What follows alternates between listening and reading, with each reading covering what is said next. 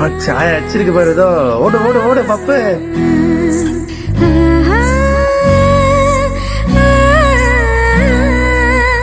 இந்த அன்புக்கு ஈடு இணை வேற எதுவுமே கிடையாது.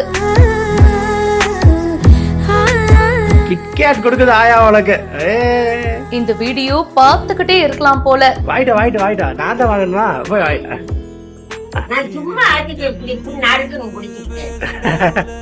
ஓ குடுக்கலையா? அந்த ஆயாவோட தூய்மையான அன்புக்கு ஏதாச்சும் ஈடாகுமா?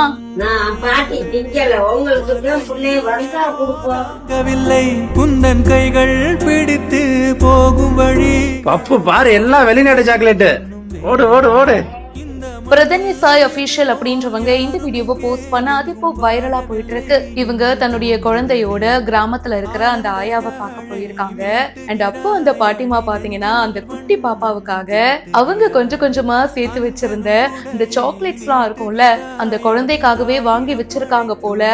அதெல்லாம் பத்திரமா ஒரு கவர்ல இன்னொரு கவர் போட்டு முடிச்சு போட்டு வச்சிருக்காங்க. அந்த சாக்லேட்ஸ் எல்லாம் ஒன்னொன்னா அந்த குழந்தைக்கு தராங்க. அந்த குட்டி பாப்பாவும் செம்ம ஆர்வத்தோட குஷியோட அந்த ஒவ்வொரு சாக்லேட்டையும் வாங்கிட்டு போகுது. இத பாக்கும்போது யாரு குழந்தை அப்படின்னே தெரியலங்க. ரெண்டு பேரோட முகத்திலயும் அவ்வளவு கள்ளம் கபடம் இல்லாத அன்பு. இந்த மாதிரி எல்லாம் ஒரு பாட்டிமா கிடைக்க கொடுத்து வச்சிருக்கணும்ல. இந்த மாதிரி நம்ம லைஃப்லயும் ஒரு பாட்டி இருந்திருப்பாங்க, அம்மா இருந்திருப்பாங்க, அப்பத்தா இருந்திருப்பாங்க. நமக்காக பார்த்து பார்த்து ஒவ்வொரு விஷயமும் பண்ணிருப்பாங்க. அப்பா அம்மா கிட்ட கூட கிடைக்காத விஷயம் அந்த அன்பு இவங்க கிட்ட நமக்கு கிடைச்சிருக்கும்.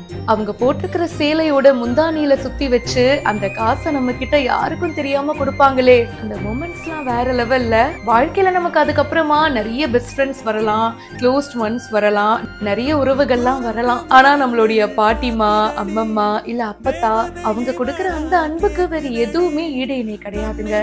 இங்கேயும் அப்படிதான் அதே லவ் தான் பார்க்க முடிஞ்சிருக்கு. இந்த வீடியோ பத்தின உங்களுடைய கருத்துக்களை கமெண்ட் செக்ஷன்ல சொல்லுங்க. மேலும் பல செய்திகளை உடனே தெரிஞ்சுக்க பிஹைண்ட் நியூஸ் வாட்ஸ்அப் சேனலுக்கு இப்பவே ஜாயின் பண்ணுங்க.